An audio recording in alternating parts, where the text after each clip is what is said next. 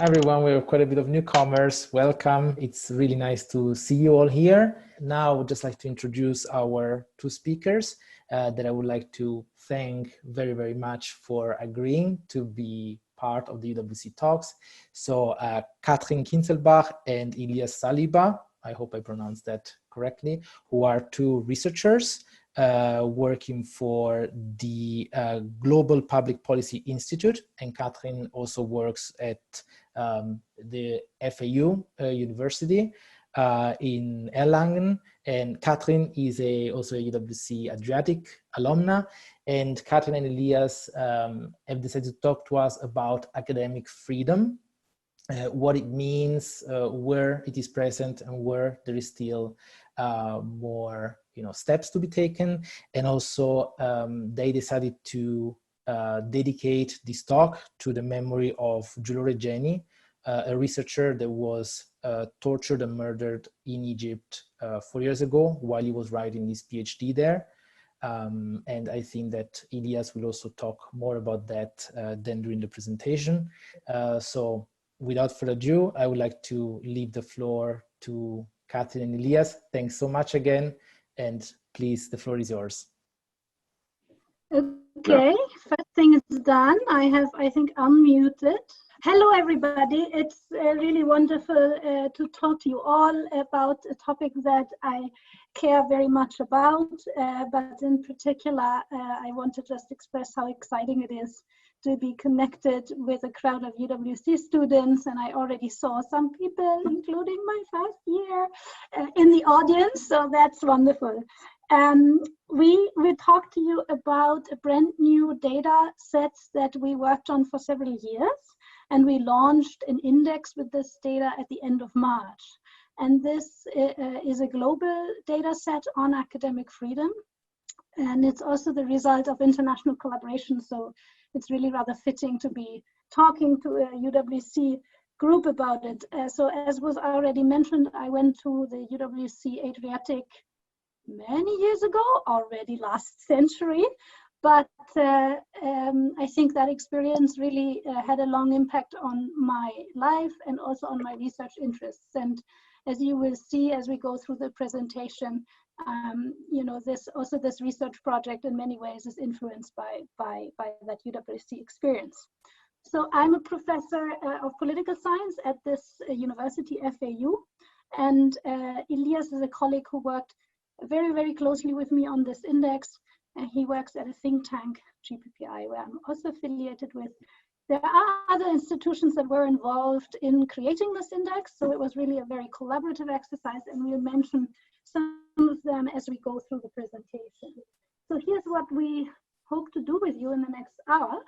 We will talk a bit about the index project and why we worked on it, and try to tell you a bit about the methodology without becoming too technical, but just so that you also get a sense of how social scientists actually go about measuring or assessing, is the better word, complex concepts such as academic freedom. And then when you later see maybe democracy indices or rule of law indices or other indices on freedom issues such as freedom of the press, maybe you have a little bit of an understanding of how those indexes are created and why it is important to know the data well. We thought that while you're listening to our talk, you could already write your questions in the chat. We will try to react to them, but we will also leave time for discussion at the very end. So post your questions specifically maybe to if we weren't clear, and then let's all have a hopefully very interactive discussion at the end. Ilyas will talk about Egypt, and I will start with the index stuff. Okay. So, we started working on this index 3 years ago. And generally, when you try to assess very complex phenomena, political phenomena, you obviously have to start with thinking about what exactly do you want to be observed, right?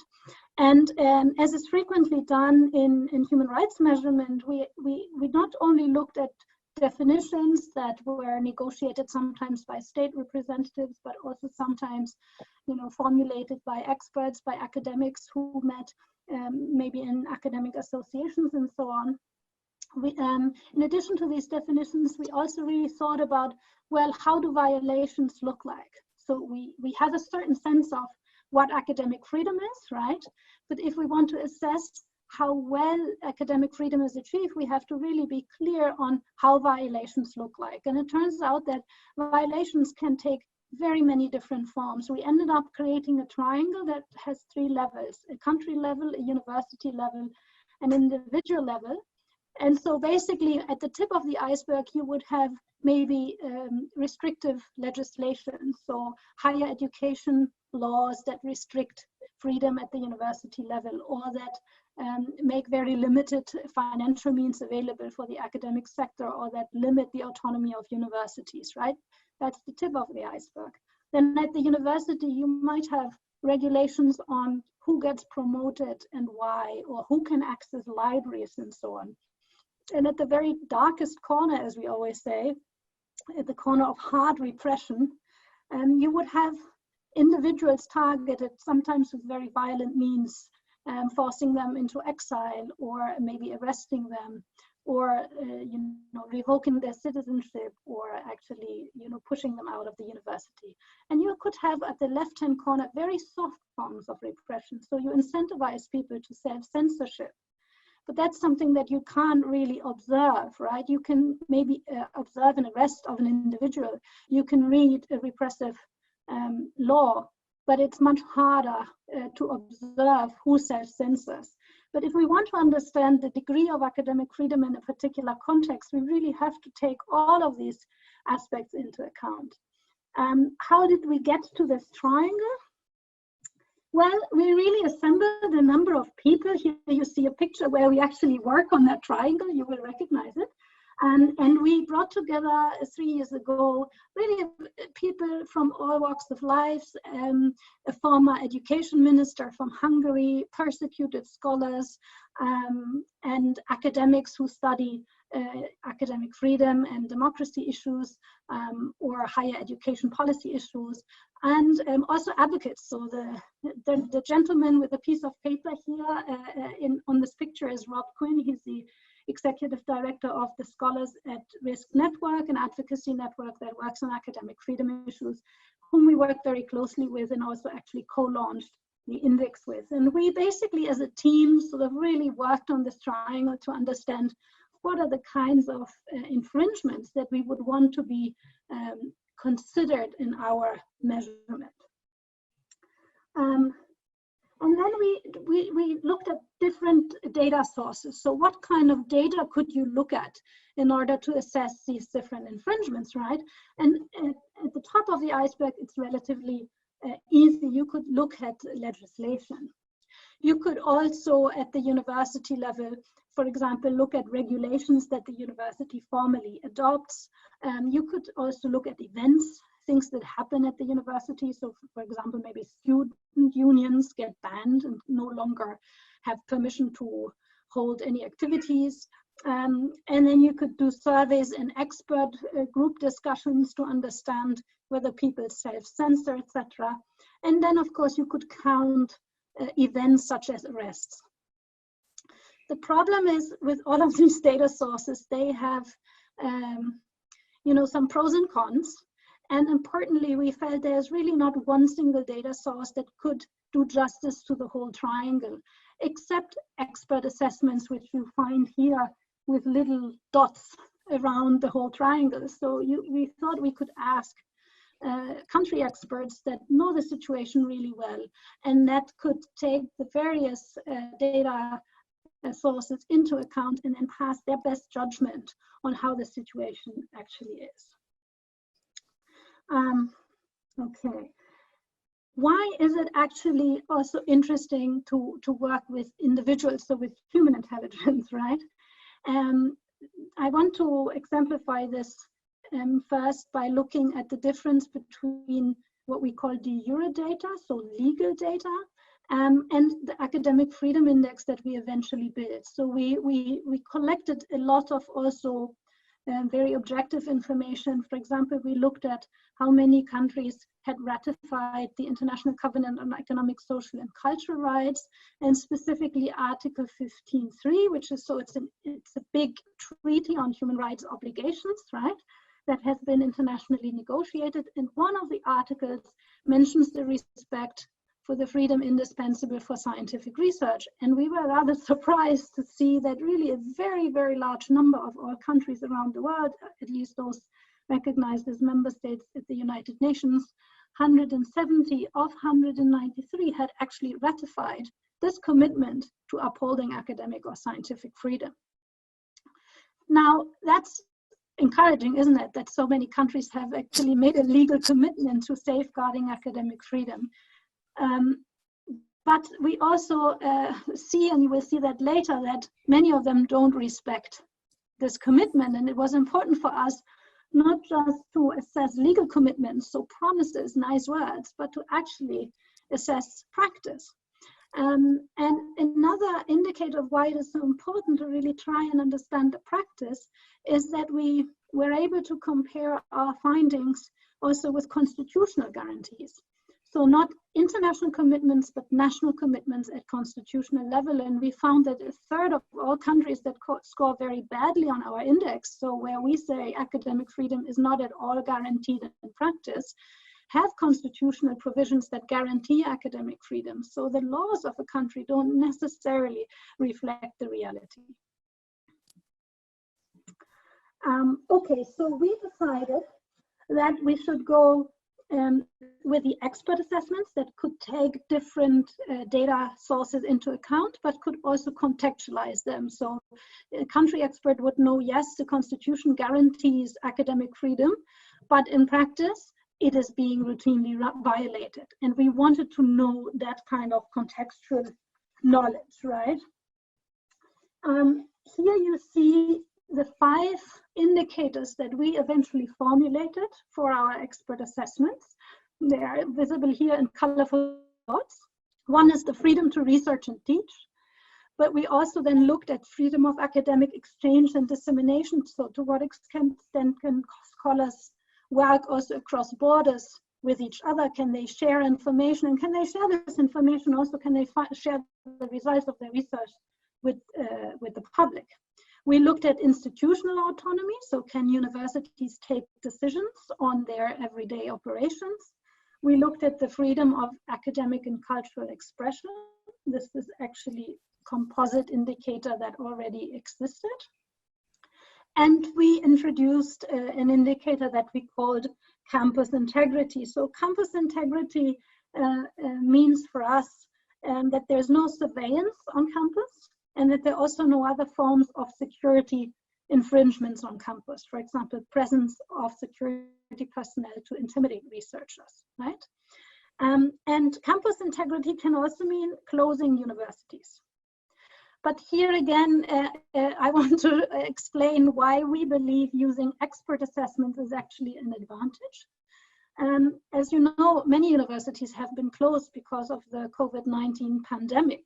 And it would be wrong to count all these university closures as incidents of academic freedom infringements. So we really ask our experts to contextualize events as much as we ask them to contextualize law, right? And what we can see here on the graph is that there is a small dip in recent years in academic freedom on global average. Of course, that means in some countries it's quite a significant drop. But overall, it still looks much better than in the last century. You can also very clearly see the Second World War, where academic freedom was a lot more limited. I want to just draw your attention to the fact that we zoomed in here. So the scale that we use actually goes up to 4, from 0 to 4, and we show you a truncated scale from 1 to 3 for better visibility. But it means that actually we are not, in terms of global average, at the top of the scale. There's still a lot of room for improvement. All right. Here's a world map that we created with our data. So we asked experts to assess the 5 indicators that I just mentioned. And then we aggregated that information into an academic freedom score. We have a score for every single country where we have sufficient data. Unfortunately, there are some countries for which we do not yet have sufficient data in terms of the expert assessments. But for those where we have sufficient data, we aggregated it into a score. And that means you could compare countries now based on their score. We encourage to not compare the score directly, but to rather compare countries in broad groups. 5 groups we created with hopefully intuitive coloring, right? So green is positive, and the darker it goes into red, the more academic freedom infringements happen. And we do so because there's a certain margin of error with expert assessments. So instead of really making a big deal out of a decimal point difference that there might be, for example, between Portugal and Germany, right? And we say, no, it's better to understand these status groups, as we call them, status groups from A to E. Okay, so I will still say a little bit more about the methodology and some of the key findings, but I think you're already typing your questions, so that's great. Ilyas, I think, is taking note of some of them and will be ready to respond to them when I stop talking. But I think it's important for you to understand the methodology. So I already said that they're based on expert assessments, but what exactly does that mean, right? So we worked actually together with the Wiedemann Institute at the University of Gothenburg, which is a very experienced expert assessment academic institute, or an academic institute that specializes in expert assessments. And for this index, we collaborated via Wiedemann with 1,810 country experts around the world. So people who are usually academics resident in the country that is being assessed. So quite a large group of people that contributed their understanding of academic freedom in their particular country. Wiedemann has also developed a very sophisticated statistical model, which allows us to not just calculate an average of all the coders' assessments, but to actually assess their reliability and to give a higher weight to what are reliable coders. They do that by asking coders, for example, to code hypothetical country cases. We call them anchoring vignettes. And there you can see whether individual coders tend to, rate something overly positively or overly negatively. They also sometimes are asked to bridge code, so they would then be asked to code other countries. And all that through a statistical model is taken into account so that the more reliable coders have a stronger influence on the final result. Exactly what do they do? So basically, they assess academic freedom based on a predefined scale that we developed for every indicator, for every of the 5 indicators, right? And it looks like this. So there's a question: to what extent are scholars free to develop and pursue their own research and teaching agendas without interference? And then they are given answer options. And they code this not only for the last year, but actually for all years back to 1900. This means we don't only have a possibility to compare countries today, as you have seen in the world map, but we can also see the developments over time. And that allows us to identify significant changes. Here we show you 10 countries where we have a significant change in the last 5 years. So deteriorations in 10 countries, but we also identified, and I thought that was quite exciting for us, 5 countries with significant improvements in the last 5 years. Often in the world of human rights, we speak about problems and deterioration. And this data also allows us to speak about hope and improvements. And I think that's really great. Now you can disaggregate this information for every country and every indicator. And here we give you 4 examples. one territory, Hong Kong, and a country where we have really significant deterioration, and 2 countries where we have improvements, the Gambia and Uzbekistan. And so Egypt is a country which started already relatively low in 2000. It was at the lower end of the scale of academic freedom, and then really dropped down. And this is something that Ilyas will talk about a bit more, but I think before he does that, he will take up some of your questions and hopefully clarify them. All right. Thank you, Katrin. 1 second. So there was one question, or rather 2 people actually mentioned that there was that the USA and Australia were actually gray on the world map that you showed us, which means that we had an insufficient number of coders for the given year that we are showing you on that map, which is 2019. And how does that actually happen? Well, we spoke to VDEM, and they actually recruit the coders, the experts, to code this data.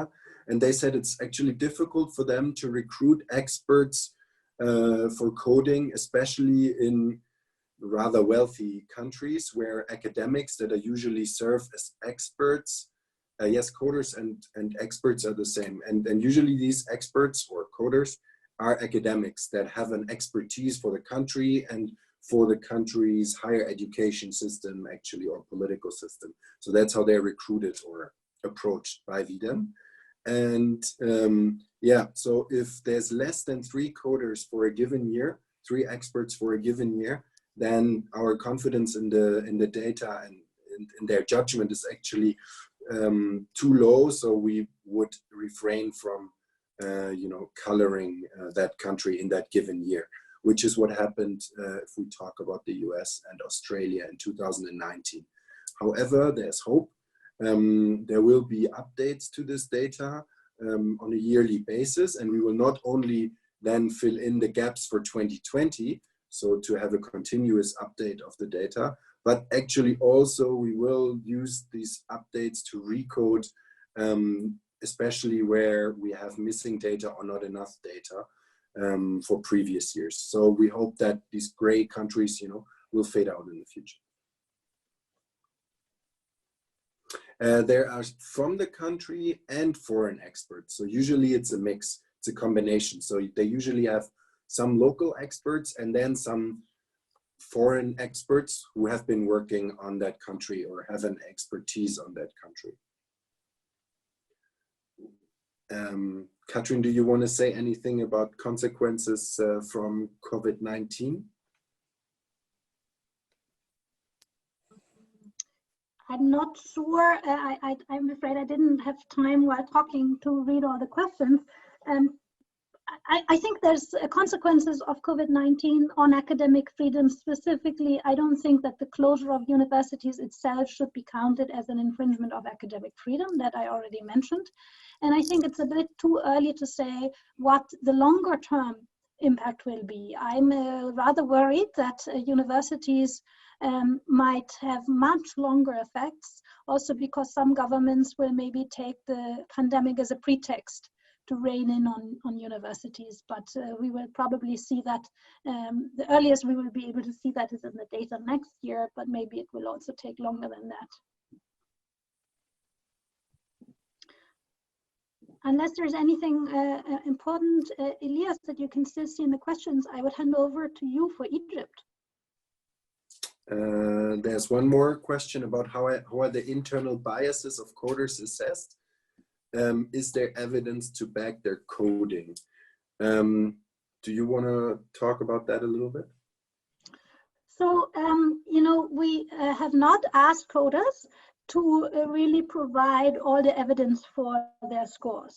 And this is sometimes done in other index projects, but it's extremely costly. So if you don't only ask people to provide a score, but to ask them to write, a longer paper, then it becomes a much more expensive exercise. I am not aware of a global index that does so.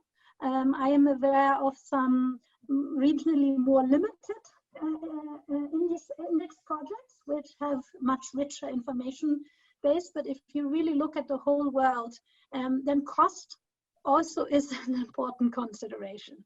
Now, what we do is we make all the codes publicly available. So you don't see the name of the coder, but everybody can interact with the codes, even like see the individual ratings, and then dispute it or criticize it or validate it. So we have done that for a number of countries. We showed the results to researchers that we know, and we discussed to what extent they relate to events in the country and whether we felt that they were actually adequate. And that's a way of validating the data, so making it public for everybody to see and to scrutinize and to discuss. And of course, if now scholars dig out some of the codes that really don't make any sense, then we would have to address that. But we haven't asked the coders to justify each and every single judgment they make. So the entire data set currently has 110,000 observation points. So if you asked the coders to actually justify 110,000 choices that they make, then that would be massive. The pros of working with expert assessments is that human intelligence can help us contextualize events, but there is an element of subjectivity that is being introduced. So you're right for pointing that out. And so we don't actually allow any single coder to just decide a score, but there have to be several. And then the partner at the University of Gothenburg also calculates the margin of error. So if the coders, the individual coders who are independent from each other, they don't know each other, really have very, contradictory information, then the score would not get a high confidence level overall. And so if you really engage with the data, the raw data, you can see the level of confidence. And then there are elements of these anchoring vignettes that I already mentioned. But of course, at the end, it is subjective assessments that we try to make comparable by providing the scales and by providing examples and anchoring vignettes and so on. But ultimately, we have to, of course, also say that there could be elements of subjectivity and human error in these scores. And actually, when it comes to the recruitment, we rely very much on VDEM's established network of experts. I mean, they have been doing this index on other aspects of democracy and fundamental rights and so on for a couple of years, and they have established a network of trusted experts that they contact. So maybe that as a last addition before we move to Egypt. And so from slide 12, you already know that academic freedom in Egypt has sharply declined, especially since 2010, 2011. So basically the Arab Spring, in all indicators that we look at. And what I want to do now in the next maybe 10 to 15 minutes is to actually look into what that means for researchers and students, give you some examples of violations that have been observed, violations of academic freedom that have been documented in Egypt over the past years. But before we actually delve into that, I want to kind of highlight again that this webinar is conducted in memory of Giulio Regeni, UWC alumni, who was doing field work for his PhD thesis in Cairo when he was abducted and then tortured and killed by Egyptian security forces. I was actually in Cairo at the same time, also conducting interview-based fieldwork research.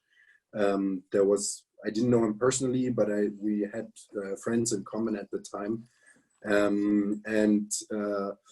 I later on also worked for Amnesty International here in Germany a little bit, and I worked on Egypt and violations of human rights in Egypt. So I have quite a close relation to this case. And if there are any questions about his case in particular, we can address that afterwards. But for now, for this presentation, I would kind of talk more generally about Egypt and the situation of academic freedom there. But I wanted to use this opportunity to raise And one more point here, also in his name, that I think Giulio's memory should, on the one hand, maybe be something as a warning for future researchers working in circumstances where academics and researchers are facing dangers by state or other actors when conducting their research. But on the other hand, also to take this as a motivation for all of us to actually fight for academic freedom, promote academic freedom and human rights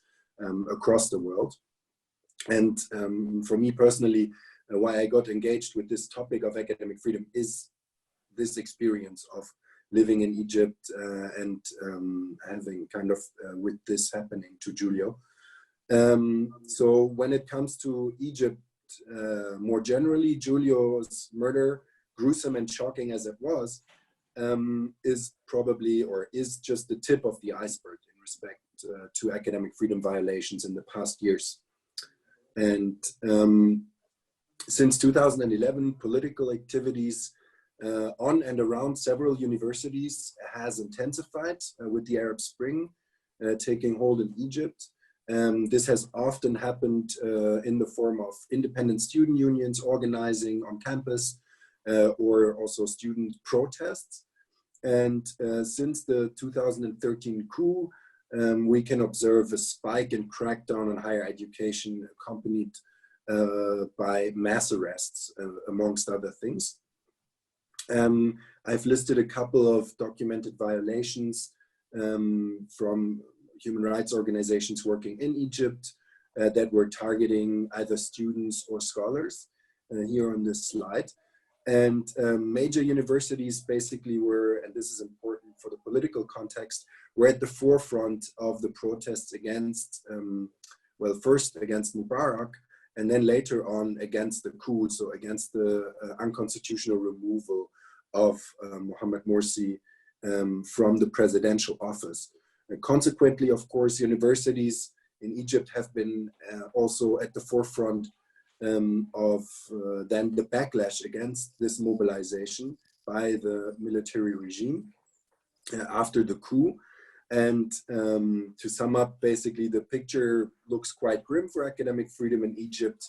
And we now want to go through a couple of the indicators and give you some examples how this actually translates into violations of academic freedom that we can observe and were documented. So first, to pick up on what Katrin said on the legal context, Egypt actually introduced for the first time since 1956 a provisions on academic freedom and institutional autonomy in its newly forged 2014, so post-coup constitution. You know, just looking at the legal context, one might think, wow, that's an improvement for academic freedom and institutional autonomy. But unfortunately, it isn't, as our data shows, and as I will show, giving you some examples of violations in the following minutes. Egypt also ratified the mentioned Covenant on Economic, Social, and Cultural Rights without raising any issues. So from a purely legal standpoint, one might think, oh, academic freedom is quite well protected in Egypt. However, one important legal development has been that for one, the emergency law that has been in place in Egypt since 2017 and grants much more prerogatives to the military and the executive. And secondly, the huge expansion of military jurisdiction, which can now be applied to all offenses that have been conducted in or within the vicinity of public facilities. And this actually explicitly includes universities. And many have actually argued that they have done this expansion of military jurisdiction to pursue student activists and other critical scholars and so on for after protests that have been happening around universities in the military jurisdiction rather than the civilian one. We move on to the next slide, please. I'll give you one example talking about freedom to teach and research. of how censorship and also intimidation of scholars actually operates in Egypt in the current regime. The prominent economist that is depicted here, Egyptian economist Abdel Khalid Farouk, got actually arrested shortly after publishing his book entitled "Is Egypt Really a Poor Country?", where he argues that Egypt is primarily poor because of mismanagement and corruption and other issues, but not in and of itself, which was in a way countering the state narrative. And meanwhile, the book has actually been banned by the Egyptian authorities, and Mr. Farouk was lucky to be released after 10 days in jail because of international pressure, I would assume, and not really because they were changing their minds about him. There's another, and this shows you how intimidation works in Egypt towards scholars, how censorship works, but then there's another dimension to this, which is of course self-censorship. And maybe I have time to mention a very brief example of a German professor that I met in Cairo, who was an exchange professor at the Cairo University, teaching in social sciences when I was there. And he told me that, for example, when he was talking about civilian oversight over the military and democracies, or about democratic transitions in general, he could never really talk about Egypt because he would have to be afraid that there were informants in the audience, in the auditorium where he was talking and lecturing. So he also always had to rely on other examples to actually, even when he wanted to make points about the recent developments in Egypt, which shows you how far self-censorship goes. Can we move to the next slide? Thank you. So on the aspect that we're also measuring of dissemination and exchange of academics, there have been an increasing number of travel bans for academics that wanted to go abroad to study, to collaborate, or to present their work, or even to testify at UN organizations. There's a really, there's only few cases that were actually documented, because many people actually don't talk about this, because when they try to leave the country, their passports get taken, they get questioned by the security services, they get intimidated. So usually they refrain from talking about this openly, but there have been a few cases that were quite well documented in the recent years. And, but as I said, the number of unknown or unreported cases is probably much higher. And there's also new actually legal requirements for academics. If they want to undertake travel abroad for their work, then they have to get a security clearance from the Egyptian Ministry of Foreign Affairs beforehand, which is a new regulation that has been in place since 2016 and is entirely new way of controlling dissemination and exchange of academics that we haven't seen before. Can we move to the next slide? So next slide, I give you just a quote of an expert who works for an Egyptian NGO that is actually focusing on the freedom of thought, academic freedom, and the freedom of expression. And they are referring to the time before 2011 to give you also an insight into how it was before that. And they said, he basically said in the interview I conducted with him, no collective action or organization of any kind was accepted amongst the students or the faculty is what he refers to.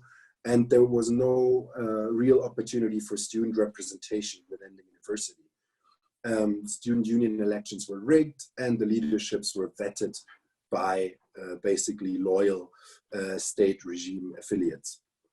For the time after 2011, so after Hosni Mubarak was ousted from the presidency, actually many new and independent student unions emerged all over the country in all universities, and also, but those have actually since 2013.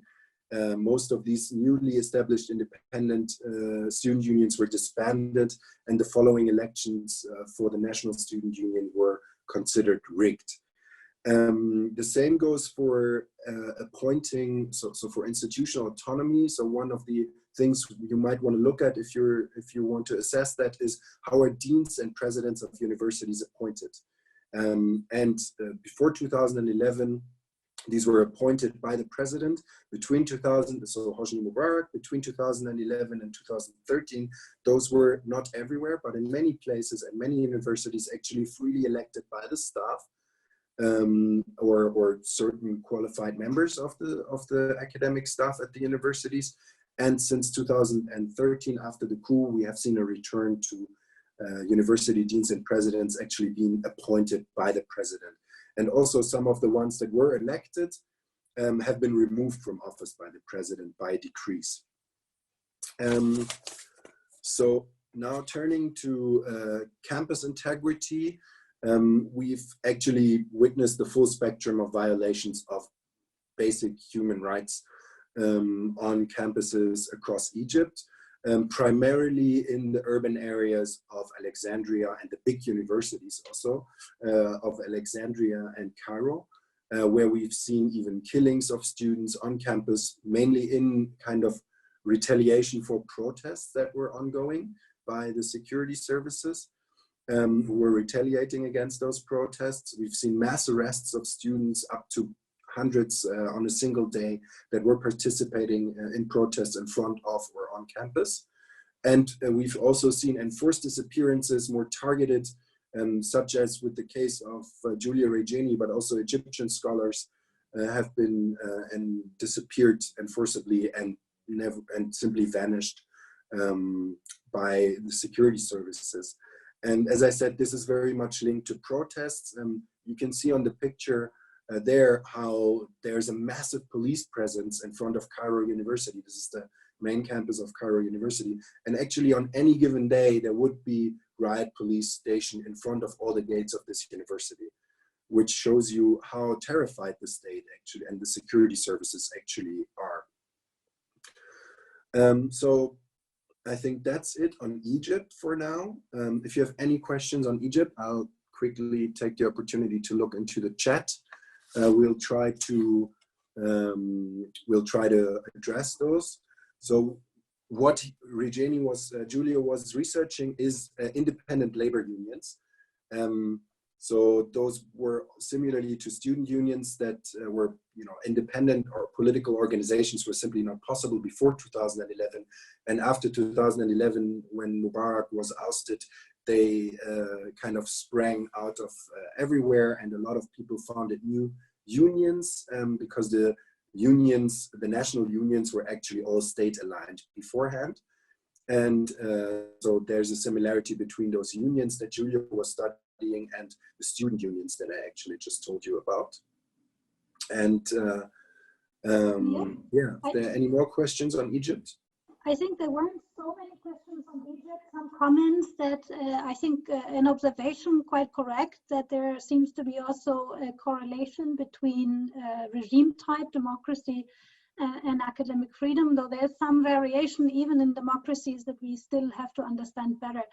Because of the time, Ilyas, I'm thinking, can we go through the last two slides in 2 minutes and then leave 10 minutes at least for discussion? So we will unmute. I think Alberto is helping with that. Anybody who would like to speak on video and maybe chime in with your views and ideas.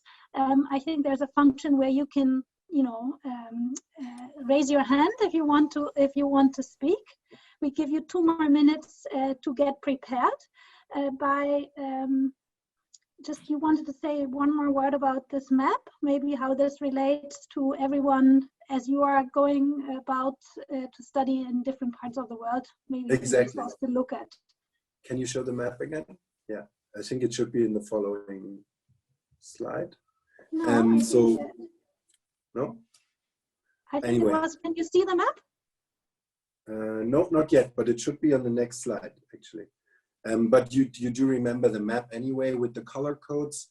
And basically, this is now coming towards recommendations. So how can we use this academic freedom index other than for research purposes? What we would propose, for example, is something like a traffic light system. So as you have seen on the map, There was green countries that were considered rather free in terms of academic freedom, and red countries that were considered rather very restrictive. And one could use that, for example, when deciding where to go for study. Does academic freedom matter to me when I decide where to study? And if so, then looking at this and checking out if the universities that I want to apply at are in a country that has a rather good score on the Academic Freedom Index or a rather bad score can inform my decision making. Furthermore, if we are already a bit further along in the career, if we're studying already or maybe writing a master's or PhD thesis, and we want to conduct field work or research on or in a certain country, we might also look at the Academic Freedom Index and the rating in the recent years to check if there's any precautionary additional measures we should take before conducting such field work. And that leads me to the last slide. Which I put here. Can you not see it? I see safe research. No, I can't see it. We see the Q&A slide, Katrin. We still see the Q&A slide. But I'll just go on anyways. There's one more. I am forwarding it. Mm-hmm. And I have the fieldwork safety matters. No? We don't see it. I suggest you stop sharing the screen because it gets frozen sometimes in Zoom. So you can take away the sharing and then share again. Okay. While you do that, I'll already, so we don't eat up too much time, I already talked about the last slide. Basically, it's just showing a book cover of a book that colleagues of mine and me have been working on for the past 3 years, and it's concerned with fieldwork safety. So the safety of researchers conducting fieldwork. And it's targeted towards an audience of social scientists, but the handbook has been written by experienced researchers from various disciplines and also security specialists, journalists, and human rights activists. And it's basically putting their best practices for safety in the field into a handbook format that can be read kind of like a guidebook. And I think it also bears some information that's relevant for other disciplines beyond the social sciences.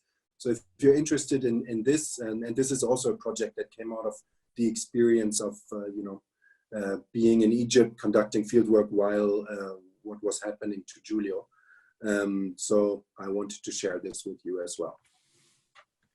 We have a few more recommendations, but I would rather stop here and just invite people to comment or chime in. Some of you have already written privately that you have some relevant experience yourself, so it would be interesting to hear from everyone in the audience. I think, sorry if I mispronounced the name, Xochitl, sorry, you can then tell me how your name is pronounced. You've raised your hand. Did you want to intervene? Yeah, I also, before that, I just wanted to point out a very important question that was in that Maya just posed and that Sarah is sharing, the inclusion of gender. So maybe I think we can answer that first and then I can just chime in. So we have not included a specific indicator on gender. We had to make choices and only were given 5 indicators, but the indicators on academic freedom are part of a larger data set of some 450 different indicators. So if you are interested in combining the 5 indicators that we presented to you with some other information, the first idea would be to look there.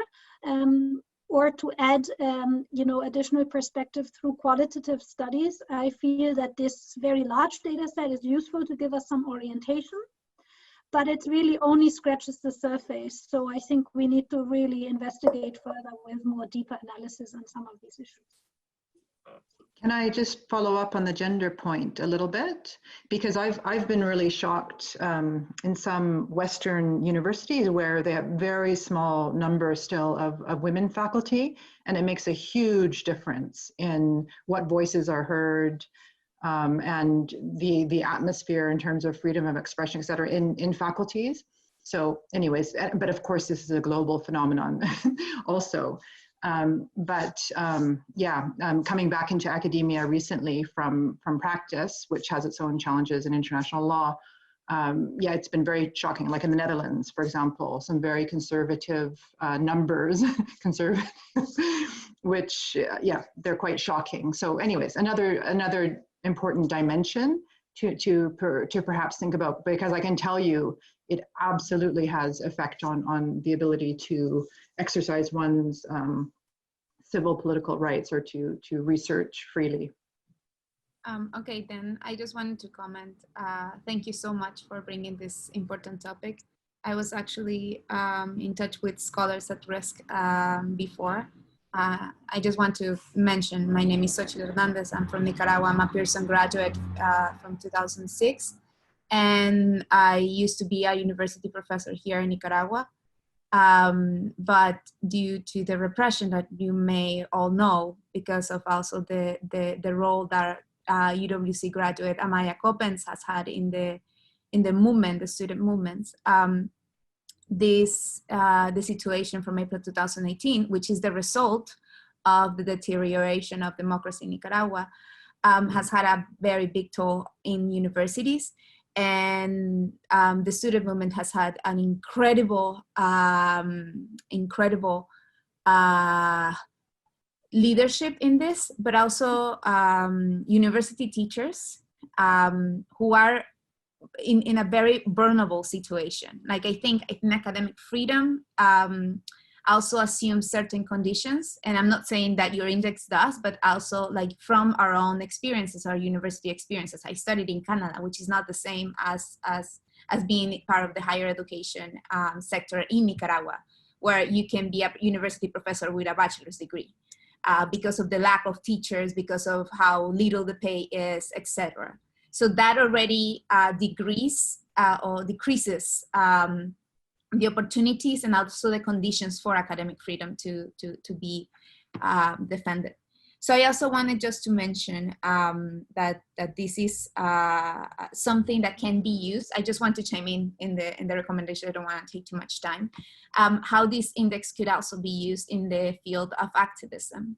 I am part of a group of a new movement of teachers that just organized. There has never been a group of teachers that have self-organized as far to defend academic freedom. We just learn about academic freedom. This is maybe something that I implicitly defended, but I have never engaged with a concept and with a specific field of research and also a way of approaching something that I was experiencing empirically.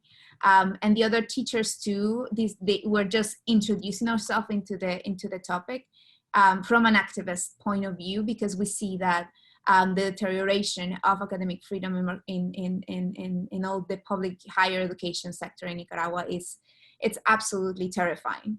So I'm just imagining that as new groups like this start emerging, and I see the importance of these kind of tools, conceptual tools, and also researching tools that can help us reflect on our own situations and also start naming situations and naming struggles that we before weren't be able to name. So I'll stop there and thank you so much. Great. Is there anyone else? Alberto, I think you have the overview on who. Yes. There was one question on red lines for research, which I could answer a little bit. Maybe with your last words, Ilyas, if you don't mind, because we're running out of time, if there is someone else from the group, and then we can maybe wrap up. So I see that Romy, I might really just, because we don't have much time, was asking if there are certain research topics or areas that are targeted more than others. Yeah, so I mean, this is partly covered in our indicator on freedom to research, where we ask this question to the experts. But of course, there are somehow always boundaries to research, ethical ones, for example, right? Just think about reproducible or about, I don't know, genealogy and this kind of research. But nevertheless, we try to, this is very difficult to assess in this kind of expert assessment way, but we need more qualitative research to actually reflect on what restrictions of research are actually violations of academic freedom and which ones are not, because they're legitimate, they have legitimate ethical reasons or others. But what we are trying to do is to also work on qualitative case studies, and we have already drafted a couple. They're not published yet, but they will be published in the near future. And there we actually explicitly address these, or the authors of these case studies actually explicitly address these red lines for research and if they're politically motivated or other. So I think, Alberto, how are we managing this? Do we need to wrap up? I mean, we have just one more comment, so it's not really a question, but it's in the chat.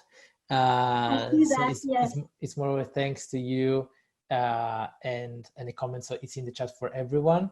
We are, just very much on time at 6. Can I just say one more thing? Absolutely, yes, definitely. So, as you have pointed out, there are some issues that are not covered. Some of them we couldn't cover, like the gender dimensional, also other access to education questions, because that would have been too much. Other topics we decided not to explicitly ask, and the question that Ilyas just started answering is one of them. So to what extent are maybe some subject areas targeted more than other areas? And most of the people who work in this field, they would sort of say most of the time, there are exceptions, but most of the time the social sciences and the humanities are more easily targeted. And what we want to avoid is a kind of sense that, among the academic community, that academic freedom issues really only concern some of us. And so we refuse to be divided by subject areas, right? And rather want academic freedom for the whole disciplinary spectrum. And absolutely we need to name some of the violations. Scholars at Risk is a great organization to work with. And we also have to think about reputational costs for universities. So one of the proposals we have been making to policymakers is to include the new academic freedom data into university rankings, which at the moment look at all sorts of indicators, but don't look at academic freedom. So you can actually have a very high position on these international university rankings and still crack down on your students and on your faculty. And we really want to shame the ranking institutions in including academic freedom so that the reputation costs at least would increase. I feel very strongly about this recommendation, so I just had to say it. Alberto, thank you so much for organizing. No, thank you. Now I guess you can... Thanks to both of you. Big round of silent applause from everyone for you. It was really very nice and very informative. It was a privilege listening to you. Thanks, everyone. So if you would like to quickly unmute yourself and say bye in person, you of course can. And we hope to see you soon at the next UWC Talks. Thanks so much, everyone. Bye. Thank you. Thanks. Bye. Thanks. Thanks, everyone. Gracias. Thanks a lot. Thank you so much.